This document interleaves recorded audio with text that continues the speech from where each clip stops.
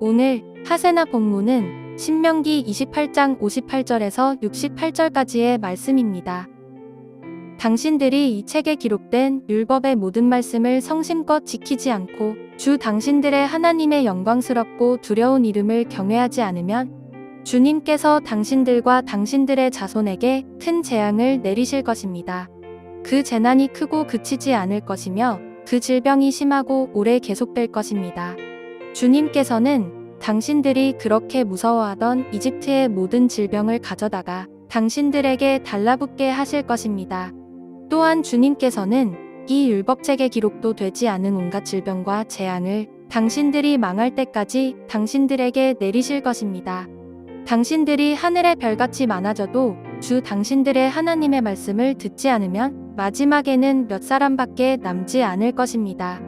주님께서는 당신들을 잘 되게 하여 주시고 기뻐하신 것처럼 또 당신들이 번성하는 것을 보시고서 기뻐하신 것처럼 당신들이 멸망하는 것을 보시고서도 기뻐하실 것입니다. 그렇게 되면 당신들은 당신들이 들어가서 차지할 그 땅에서 뿌리가 뽑히고 말 것입니다. 주님께서는 땅 이 끝에서 저 끝까지 모든 민족 가운데 당신들을 흩으실 것이니 당신들은 그곳에서 당신들과 당신들의 조상이 알지 못하던 나무와 돌로 된 우상을 섬길 것입니다. 당신들은 그 민족들 가운데서 쉴 틈을 찾지 못하고 발을 쉴 만한 곳도 찾지 못할 것입니다. 오히려 주님께서는 당신들의 마음에 두려움을 주시고 눈을 침침하게 하며 정신을 몽롱하게 하실 것입니다. 당신들은 언제나 생명의 위협을 느낄 것이며 밤낮 두려워하여 자신의 목숨을 건질 수 있을지조차도 확신할 수 없을 것입니다. 당신들이 두려움과 공포에 사로잡혀서 당신들의 눈으로 보는 것마다 무서워서 아침에는 저녁이 되었으면 좋겠다고 하고 저녁에는 아침이 되었으면 좋겠다고 할 것입니다. 주님께서는 다시는 그 길을 보지 않게 하겠다 하고 약속하신 그 길로 당신들을 배에 태워 이집트로 끌고 가실 것입니다. 거기에서는 당신들이 당신들 몸뚱이를 원수들에게 남종이나 여종으로 팔려고 내놓아도 사는 사람조차 없을 것입니다. 오늘 하세나를 열어가는 열쇠가 되는 구절은 58절입니다. 다시 한번 읽어보겠습니다. 당신들이 이 책에 기록된 율법의 모든 말씀을 성심껏 지키지 않고 주 당신들의 하나님의 영광스럽고 두려운 이름을 경외하지 않으면, 여기서 여호와의 이름을 경외하는 것과 하나님의 모든 말씀을 지키는 것은 결코 떨어질 수 없는 관계라는 것을 볼 수 있는데요. 하나님의 말씀을 지키는 근본적인 목적이 바로 하나님의 이름을 경외하기 위함입니다. 이러한 관점에서 볼 때에 이스라엘이 하나님의 말씀을 지켜야 하는 궁극적인 목적은 자신들이 축복을 받기 위해서이거나 혹은 자신들의 경건을 위해서라기보다는 하나님을 경외하고 영광스럽게 하기 위함이어야 하는 것이죠.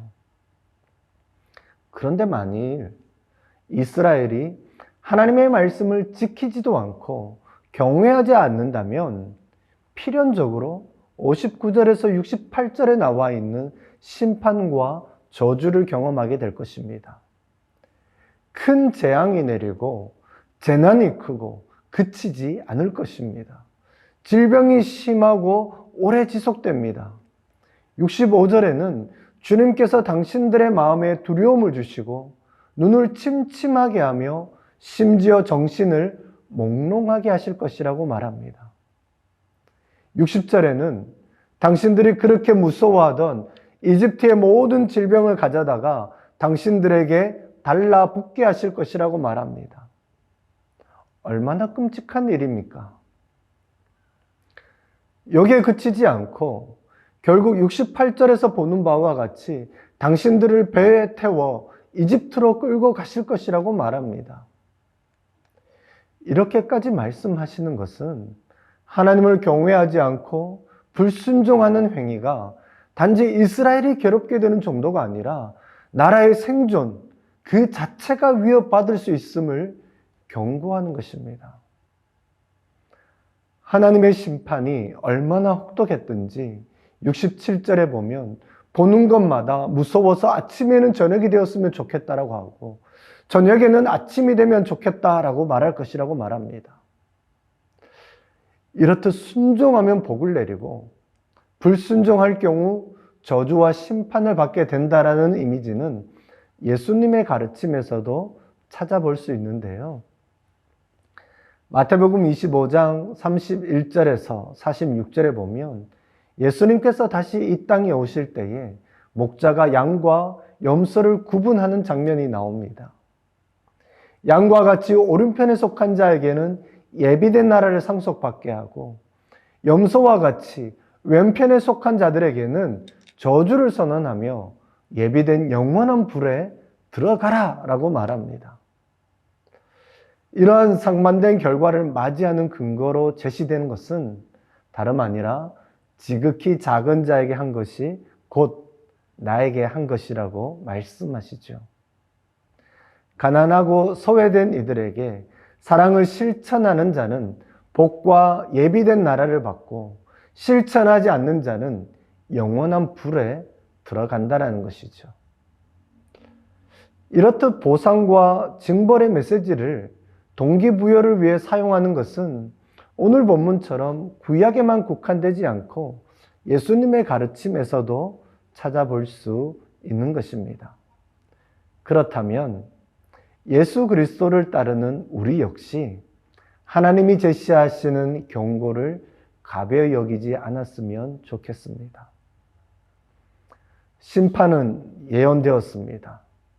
하나님께 불순종했을 때에 그 심판의 범위가 얼마나 광범위하게 임하는지도 우리는 이미 보았습니다. 또한 분명한 것은 심판은 피할 수 있다라는 것입니다. 어떻게 심판을 피할 수 있습니까? 바로 하나님의 말씀에 순종하는 삶을 오늘도 살아가는 것입니다. 하나님의 말씀을 지키고 하나님을 경외함으로 하나님이 주시는 은혜 가운데 거하는 오늘 하루 되시기를 축복합니다. 오늘의 하시조는 뉴스를 통해 정치와 문화 영역을 위해 기도하는 것입니다. 모든 것을 다스리시며 주인이 되시는 하나님을 신뢰하며 정치와 문화 영역 가운데 하나님의 정의가 올바로 세워지도록 함께 기도하면 어떨까요? 오늘의 하시조 함께 하시죠.